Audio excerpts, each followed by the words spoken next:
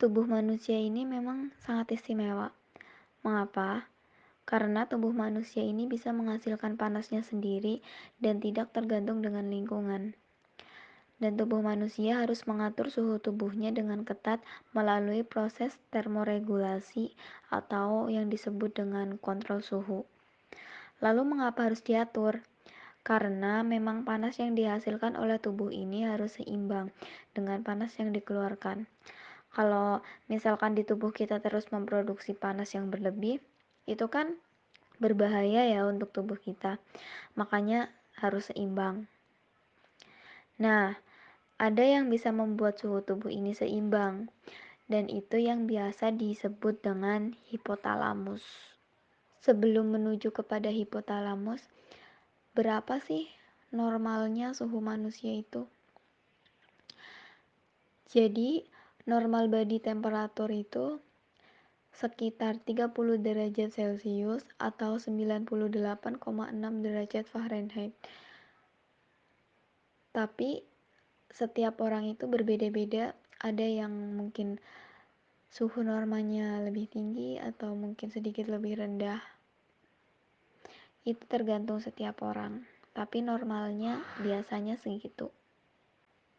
Baik, sekarang saya akan menjelaskan apa sih hipotalamus itu secara sederhana.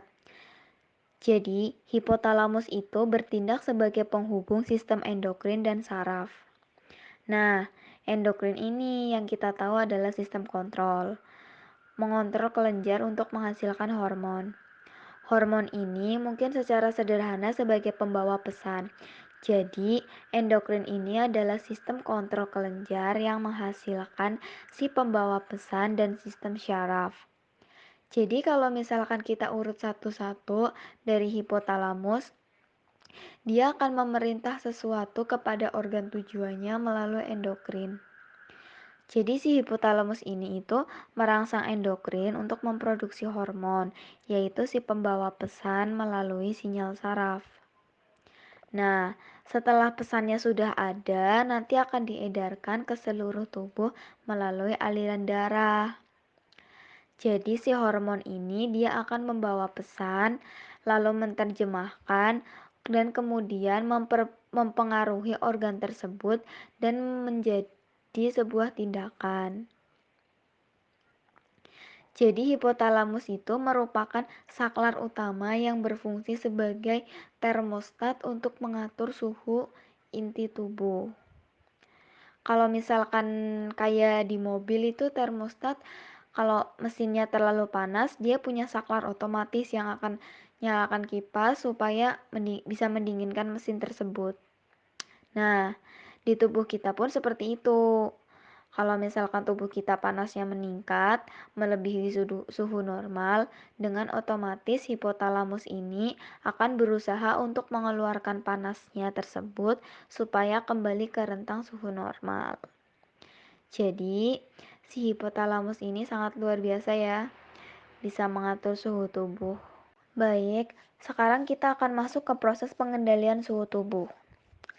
Jadi, suhu tubuh kita itu memang harusnya seimbang, supaya fungsi tubuh itu bisa berjalan dengan baik. Nah, di sini ada body temperature drop below normal. Jadi, suhu tubuh kita itu di bawah batas normal. Nah, apa yang terjadi? Kemudian, nervous system signal demands blood vessel to contract and sweat glands remain inactive. Kemudian, sistem saraf itu akan memberikan sinyal pada pembuluh darah untuk menyempit dan kelenjar keringat itu tidak bekerja. Kemudian setelah itu, if body temperature continue to drop, nervous system signal muscles to contract involuntarily. Jadi kalau misalkan panasnya suhunya itu nggak kunjung turun, sistem saraf itu akan memberikan sinyal pada otot untuk berkontraksi tanpa sadar. Kemudian apa yang terjadi setelah itu? Muscle activity generates body heat. Jadi aktivitas otot itu akan menghasilkan panas tubuh dan kemudian body temperature restored normal. Jadi setelah tubuh itu menghasilkan panas, kemudian suhu tubuh itu uh, balik seperti semula, balik normal. Nah, maksudnya gimana?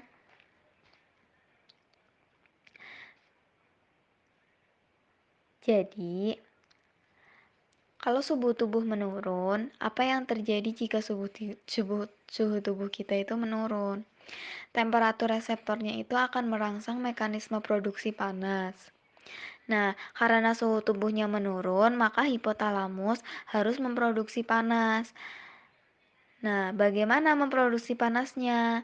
Yang pertama yaitu arteri superfisikal atau akan terjadi vasokonstriksi atau mengecil. Pembuluh darahnya akan mengecil. Untuk apa? Supaya menahan suhu panas di dalam tubuh ini agar tidak bisa keluar. Kemudian setelah vasokonstriksi ada shivering atau yang disebut dengan menggigil. Nah, menggigil ini dia akan memproduksi panas di dalam tubuh kita. Makanya ketika kita kedinginan, kita biasanya pasti akan menggigil. Nah, itu tandanya hipotalamus kita itu bekerja. Nah, menggigil inilah yang salah satunya untuk memproduksi panas dalam tubuh. Selanjutnya, setelah menggigil, tiroid akan merangsang sel untuk melakukan metabolisme untuk memproduksi panas. Makanya ketika suhu tubuh kita menurun, kayak akan memproduksi energi yang lebih banyak. Karena memang tubuh kita memerlukan suhu panas supaya kembali ke rentan nilai normal yang sudah ditentukan di dalam tubuh. Nah, kemudian body temperature is above normal. Jadi suhu ini itu keadaan di mana suhu tubuh kita itu di atas batas normal. Nah, gimana jika suhu tubuh kita itu meningkat? Nervous system signals demand blood vessels to dilate and sweat glands to secrete. Jadi itu sinyal saraf pembuluh darah itu dan kelenjar keringat itu akan menghangatkan tubuh kita. Nah, lalu bagaimana? Bloodhead is lost to its surroundings. Kayak setelah itu tuh panasnya akan hilang, menyebar ke lingkungan gitu. Nah, kemudian blood temperature drops toward normal. Kemudian suhu tubuh kita akan balik seperti normal. Nah, ini maksudnya gimana? Jadi seperti biasa, hipotalamus yang akan melakukan keajaibannya. Dia langsung mencari cara untuk menurunkan suhu panas tersebut. Jadi, sistem reseptor ini akan mencoba melepaskan panas. Berbeda dengan yang kedinginan, yaitu vasokonstriksi. Kalau yang panas ini masuknya vasodilatasi atau pelebaran pembuluh darah. Buat apa pelebaran pembuluh darah itu? Untuk mengeluarkan panas di dalam tubuh ke udara, ke lingkungan. Nah, setelah dikeluarkan, permukaan kulit kan harusnya dingin tuh. Nah, ini yang akan dilakukan oleh kelenjar keringat. Dia akan mengeluarkan keringatnya untuk mendinginkan permukaan kulit kita. Setelah itu, tiroid akan merangsang sel untuk menurunkan metabolisme. Nah, itu yang terjadi. Nah, kalau kita ulang, kalau misalkan suhu tubuh kita suhu tubuh kita menurun, dia akan melakukan vasokonstriksi. Dan jika turunnya sangat jauh dari suhu inti, maka dia akan menggigil untuk memproduksi suhu panas. Dan tiroid akan merangsang sel untuk melakukan metabolisme, produksi panas, kemudian temperaturnya meningkat dan kembali normal.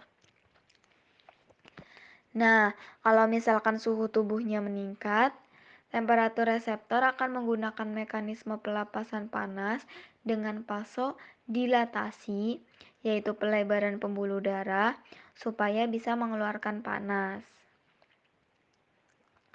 Nah, makanya nih sering terjadi kalau orang yang kulitnya putih itu kayak mukanya itu langsung merah, kulitnya langsung merah kalau kepanasan.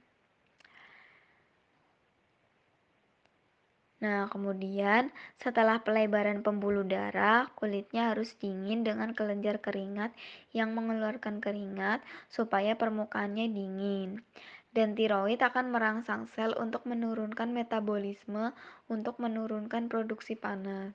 Nah, itulah yang dinamakan pengendalian suhu tubuh atau proses menyeimbangkan panas yang dihasilkan oleh tubuh dan dikeluarkan oleh tubuh. Jadi, suhu tubuh kita itu memang harusnya seimbang. Jadi kalau terlalu dingin harus memproduksi panas di dalam tubuh. Tapi kalau suhunya terlalu panas harus dikeluarkan dari dalam tubuh. Begitu kurang lebihnya penjelasan dari saya. Semoga bisa dipahami dengan baik.